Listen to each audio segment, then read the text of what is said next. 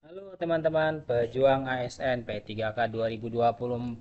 Ketemu lagi di soal berikutnya, latihan soal berikutnya nih, yaitu dengan materi wawancara P3K sub keadilan. Soal ini yaitu soal-soal FR, makanya temanya masih bocor alus coy ya, bocor alus soal-soal yang kita himpun berdasarkan bisikan-bisikan gaib ya dari teman-teman yang sudah mengikuti tes seleksi P3K pada hari ke-1, 2, 3, 4 ini. Maka kita upayakan soal-soal yang disajikan hari ini sesuai dengan gambaran-gambaran tersebut ya, jadi ada penyesuaian teman-teman soal-soal yang kita sampaikan hari ini biar lebih mudah dipelajari sama teman-teman sehingga nanti soal-soalnya kita sesuaikan dengan sub materi yang sudah ada ya. Sub keadilan wawancara untuk semua formasi yaitu guru, nakes, dan tenaga teknis sesuai saja dengan kisi-kisi terbaru kita yaitu Kepmenpan RB nomor 347 tahun 2024. Bocor alus coy. Kisi-kisi ini ada 5 poin untuk wawancara: kejujuran, komitmen, keadilan, etika, dan kepatuhan. Fokus saja di keadilan, subtopik keadilan teman-teman. Soal number one. Saya mengetahui bahwa keputusan rekrutmen untuk posisi baru dipengaruhi oleh preferensi pribadi atasan, bukan kriteria objektif apa yang sebaiknya saya lakukan. A. Tidak melakukan apa-apa karena itu adalah wewenang atasan. B. Membicarakan kekhawatiran saya secara langsung dengan atasan sebagai bentuk inisiatif dan keberpihakan saya terhadap keadilan. C. Menyarankan evaluasi ulang terkait proses rekrutmen dengan melibatkan tim seleksi independen. D. Menyusun laporan resmi kepada manajemen terkait potensi ketidakadilan dalam rekrutmen. Yuk teman-teman pejuang SN, kira-kira jawabannya apa nih untuk soal nomor 1 nih, bocor alus pertama? Ya, kita lihat jawabannya saja. 4 poin ada di D, menyusun laporan resmi kepada manajemen terkait potensi keadilan. Masalahnya apa masalahnya? Saya mengetahui bahwa keputusan rekrutmen untuk posisi baru dipengaruhi oleh preferensi pribadi. Nah, jadi dalam rekrutmen itu pengambilan keputusannya ya ada unsur preferensi pribadi atasan. Nah, artinya subjektivitas nih. Kalau atasannya suka si A, ya like dislike-nya bakal mempengaruhi keputusan rekrutmennya. Bukan kriteria objektif tentu saja, teman-teman. Yang sebaiknya dilakukan apa? Yang D. Menyusun laporan resmi kepada manajemen terkait potensi ketidakadilan dalam rekrutmen. Laporan resmi ya, jangan laporan yang bisik-bisik ya, jangan laporan yang tidak resmi ya, yang apa namanya, yang cuma singgung sana singgung sini ya, yang cuma gibahin sana dan sini. Tetapi butuh apa namanya, laporan resmi ya. Laporan resmi ini maka tindakannya nanti akan dilakukan secara resmi juga sesuai dengan prosedur perusahaan ya. Laporannya harus resmi teman-teman. Pilihan dia mencerminkan keberanian dalam menyuarakan ketidakadilan dengan cara profesional dan bertanggung jawab. Profesional nggak? Profesional. Ketika ada sesuatu yang nggak adil, ya maka kita berhak untuk melaporkan. Apa yang diminta? Keadilan tentu saja ya. Caranya profesional dan bertanggung jawab ya. Kemudian 3 poin di C, menyarankan evaluasi ulang terkait proses rekrutmen dengan melibatkan tim seleksi independen. Ini solusinya sebetulnya. Tetapi langkah awalnya ya laporan dulu. Kalau memang nanti terbukti di sana ada unsur subjektivitas di mana preferensi pribadi atasan itu mempengaruhi rekrutmen dalam pengambilan keputusannya, maka bisa solusinya yang C nih. Evaluasi ulang ya prosesnya, rekrutmennya kayak gimana, dan libatkan tim seleksi independen. Nah, jadi nanti ada tim seleksi dari independen yang tidak berat kanan kiri ya, dia objektif tuh. Kemudian B, membicarakan kekhawatiran saya secara langsung dengan atasan sebagai bentuk inisiatif dan keberpihakan saya terhadap keadilan. Nah, ini bagus sih sebenarnya ya, inisiatifnya bagus. Tetapi lebih bagus yang D, laporan resmi itu menunjukkan kita serius untuk melakukan kritik, untuk menggugat ya, supaya rekrutmennya tidak subjektif ya, sorry, tidak subjektif. Berarti harus objektif, harus adil gitu ya. Baru kemudian satu ada di A, tidak melakukan apa-apa karena itu adalah wewenang atasan. Jangan ya Dek ya, kita harus menemukan solusi. Kita harus menyelesaikan masalah. Kalau tidak melakukan apa-apa berarti tidak menyelesaikan masalah apa-apa. Ini nggak bagus nih. Yo, nomor 2. Anggota tim saya sering merasa bahwa penghargaan yang diberikan tidak mencerminkan kontribusi nyata mereka. Bagaimana saya sebagai ketua tim mengatasinya? Menyampaikan bahwa penghargaan sudah berdasarkan keputusan manajemen. B. Memberikan penjelasan umum tanpa perubahan yang jelas karena tidak ingin intervensi terhadap manajemen. C. Mengadakan diskusi untuk memahami persepsi mereka tentang penghargaan yang berkeadilan. D. Mengevaluasi kembali sistem penghargaan dan mengusulkan perubahan yang transparan ke manajemen. Yuk teman-teman pejuang ASN, kira-kira jawabannya apa nih? Bocor halus, kita lihat jawabannya. 4 poin di D, mengevaluasi bersama-sama sistem penghargaan dan mengusulkan perubahan yang transparan ke manajemen. Ya, masalahnya apa masalahnya? Kita lihat yang atas. Anggota tim sering merasa penghargaan yang diberikan nggak mencerminkan kontribusi nyata. Maksudnya apa? Ada yang kerjanya capek, dapatnya sedikit penghargaannya ya, atau kecil penghargaannya. Ada yang kerjanya santai, penghargaannya malah besar.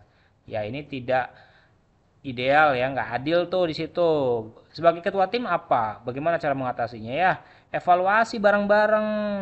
Evaluasi setiap ada masalah, evaluasi. Ya, udah benar belum caranya selama ini gitu ya dalam pemberian penghargaan. Terus kalau emang ternyata ada ketidaktepatan cara, usulkan perubahan yang transparan ke manajemen. Saya usul sistemnya begini aja deh, gitu ya. Yang kinerjanya bla bla bla, maka penghargaannya layaknya diberikan apa, seberapa besar dan sebagainya. Itu ukurannya harus jelas gitu teman-teman.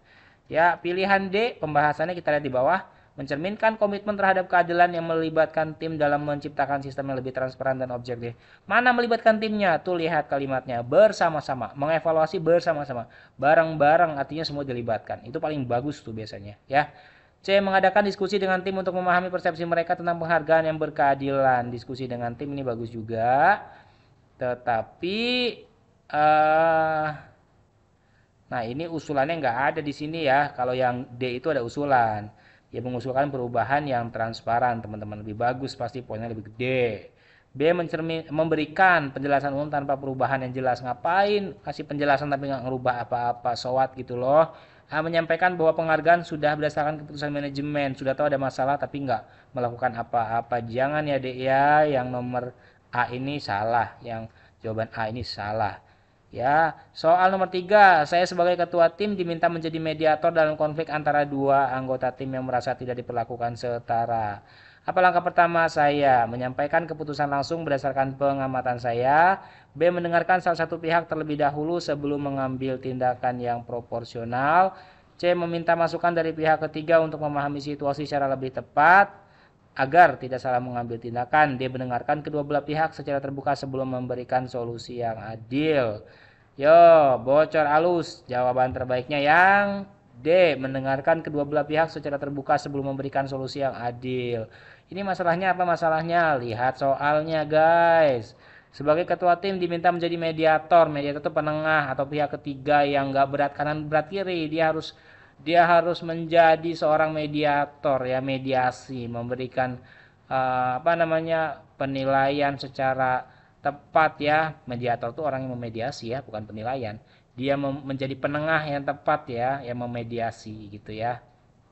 Dalam konflik antara dua anggota tim yang merasa diperlakukan setara. Nah, mediator maka jawaban terbaiknya yang D. Dengerin aja kedua belah pihak secara terbuka sebelum ngasih solusi yang adil. Mediator tuh harus ngasih solusi teman-teman. Ya, tapi harus adil. Nggak boleh mediator tuh berat sebelah. Nah, itu syarat mediator tuh. Jadi biar adil ya dengerin dua-duanya ngomong kan secara terbuka, jangan ada sembunyi-sembunyi, jangan ada yang satu ngomong satu nggak boleh ngomong, itu nggak pas sebagai seorang mediator. Pembahasannya pilihan dia mencerminkan prinsip keadilan dalam mendengarkan kedua belah pihak tanpa prasangka sebelum mengambil keputusan. Keputusannya belakangan, dengerin dulu, dengerin masalahnya apa baru solusi gitu ya. C. Meminta masukan dari pihak ketiga untuk memahami situasi secara lebih tepat agar tidak salah mengambil tindakan. Ngapain? Ini kurang mandiri. Kita sebagai ketua tim harus punya kemandirian ya. Ketika anggota sedang ribut ya kita menjadi penengah, nggak usah minta pihak ketiga lah, kita dulu aja lah ya, mandiri dalam menyelesaikan masalah kita. 2 poin di B, mendengarkan salah satu pihak terlebih dahulu sebelum mengambil tindakan yang proporsional. Dengerin salah satu itu nggak ideal, kita bakal subjektif pastinya, nggak adil tuh. A. Menyampaikan keputusan langsung berdasarkan pengamatan saya, ini juga jangan ya dek, jadi subjektif dek gitu. Lanjut nomor 4, saya bekerja di sebuah instansi dengan sistem jam kerja fleksibel. Namun rekan-rekan saya merasa tidak puas karena seorang karyawan tertentu sering mendapatkan izin pulang lebih awal tanpa alasan jelas. Hal ini mulai menimbulkan rasa tidak adil dalam tim. Apa langkah terbaik saya sebagai anggota tim? A. Menyampaikan keluhan kepada atasan secara individu tanpa melibatkan rekan lainnya. B. Mengajak diskusi seluruh tim. Menyampaikan perasaan ketidakadilan kepada atasan bersama-sama. C. Meminta atasan menjelaskan kebijakan yang berlaku agar semua anggota tim memahami situasinya. D. Membiarkan situasi berjalan karena hal tersebut merupakan wewenang atasan untuk menentukan. Membiarkan? Wah, apa ini? Kita lihat jawaban terbaiknya, wahai bocor alus. Ya, A dari B, mengajak diskusi seluruh tim, menyampaikan perasaan ketidakadilan kepada atasan bersama-sama. Ya, jawaban B ini menunjukkan evaluasi yang matang karena langkah kolektif. Kolektif itu bareng-bareng, kan tadi kalimatnya apa? Bersama-sama gitu ya. Untuk menjaga komunikasi yang transparan. Baru yang A menyampaikan keluhan kepada atasan secara individu tanpa melibatkan rekan lainnya. Mana pelibatannya? Mana kolaborasinya? Yang A nggak ada tuh. Sekarang yang C meminta atasan menjelaskan kebijakan yang berlaku agar semua anggota tim memahami situasinya. Ya ini kan memahami aja, tidak ada solusi. Padahal jelas permasalahannya terlihat nyata ya jam kerja tadi itu. Ya jawaban C ini kurang efektif jika hanya meminta penjelasan tanpa mengatasi ketidakpuasan tim. Ya nggak memecahkan masalah tuh. Dia membiarkan situasi berjalan karena hal tersebut merupakan wewenang atasan untuk menentukan. Pasif ini nggak produktif ini, udah tahu ada masalah kok ngapa-ngapain ya. Membiarkan itu biasanya poinnya paling kecil ya, dia tidak peduli sama masalah. Soal kelima, dalam divisi saya ada aturan bahwa karyawan yang bekerja lembur harus mendapatkan kompensasi waktu istirahat tambahan. Namun, beberapa karyawan mengeluhkan bahwa mereka tidak mendapatkan hak tersebut, sementara karyawan lain mendapatkannya tanpa lembur. Bagaimana saya memastikan keadilan terkait jam kerja ini? A. Meminta manajer untuk mengevaluasi kebijakan lembur dan menjelaskan kepada seluruh tim. B. Menyampaikan secara langsung kepada manajer bahwa ada perlakuan yang tidak adil. C. Mengusulkan sistem pencatatan lembur yang transparan agar semua anggota tim dapat mengaksesnya. D. Mengabaikan masalah ini karena kebijakan lembur tidak berada dalam kendali saya. Guys, langsung nih kalau yang mengabaikan, menghindari, nggak melakukan apa-apa, itu pasti poinnya paling kecil karena dia nggak peduli sama yang namanya masalah ya. Jadi yang D itu sudah pasti bukan jawabannya. Wahai pejuang ASN, kita lihat jawabannya. 4 poin ada di C, mengusulkan sistem pencatatan lembur yang transparan agar semua anggota tim dapat mengaksesnya. Ini lebih jelas ya, lebih ada aturan yang tepat ya, yang transparan daripada yang A misalnya meminta manajer untuk mengevaluasi kebijakan lembur dan menjelaskan kepada seluruh tim. Nah ini lebih tepatnya C, langsung usul saja karena masalahnya sudah jelas gitu ya. Karena apa? Kita lihat ke atas nih, di divisi kita ini udah ada aturan ya, yang lembur itu dapat mendapatkan istirahat tambahan ya, yang lembur dapat waktu kompensasinya berupa istirahat.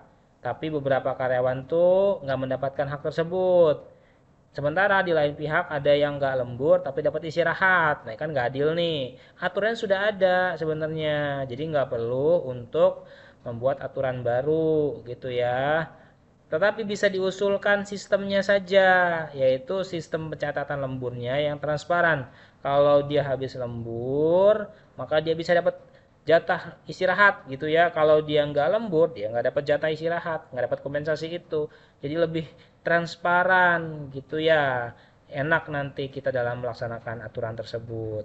Agar semua anggota tim dapat mengaksesnya. Semua diakses tuh. Jadi gue tahu kalau si A habis nggak lembur, ya harusnya dia nggak libur atau nggak istirahat gitu ya teman-teman. Ini kan kompensasi nih masalah istirahat ini gitu. Jawaban C mencerminkan analisa yang menghasilkan solusi berorientasi sistematis untuk memastikan transparansi.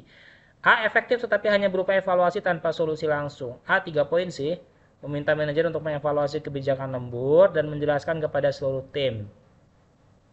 3 poin. B. Menyampaikan secara langsung kepada manajer bahwa ada perlakuan yang tidak adil. Ini juga kurang solutif ya. D. Abaikan. Ya kita abaikan aja nih yang D ya. Benar-benar kita abaikan. Ya selanjutnya butuh bantuan netizen budiman ya. Budiman. Netizen budiman. Bukan netizen Budiman Sujatmiko ya. Politisi bukan. Tetapi netizen yang ada di channel ini. Dalam tim saya, karyawan yang sering terlambat datang ke kantor jarang mendapatkan sanksi. Sedangkan mereka yang izin untuk keperluan mendesak tetap dikenakan pemotongan gaji. Hal ini menimbulkan ketegangan di tim. Sebagai bagian dari tim, apa langkah terbaik saya? Membahas dengan atasan mengenai perlakuan yang tidak adil ini agar kebijakan dapat diperbaiki. B. Meminta rekan kerja yang merasa dirugikan untuk melapor secara langsung kepada manajemen. C. Menyarankan adanya peraturan tertulis terkait sanksi keterlambatan dan izin yang berlaku sama untuk semua. D. Mencari solusi di luar jalur formal agar suasana tim tidak semakin tegang. Yuk teman-teman pejuang ASN, menurut teman-teman jawabannya apa nih? Kayaknya jawabannya mirip-mirip ya. Kalau yang lebih keren kasih skor-skornya. A skor berapa, B skor berapa, C lebih skor berapa, D skornya berapa gitu ya. Jadi nanti lebih jelas. Silakan bantu komentar netizen yang budiman. Ketika kamu menetapkan pikiran untuk mencapai sesuatu, kamu harus memberi kesempatan dirimu sendiri untuk menyelesaikannya. Selamat berjuang pejuang ASN 2024, P3K 2024, like dan subscribe. Video-video berikutnya sudah menanti untuk diupload. Jangan lupa subscribe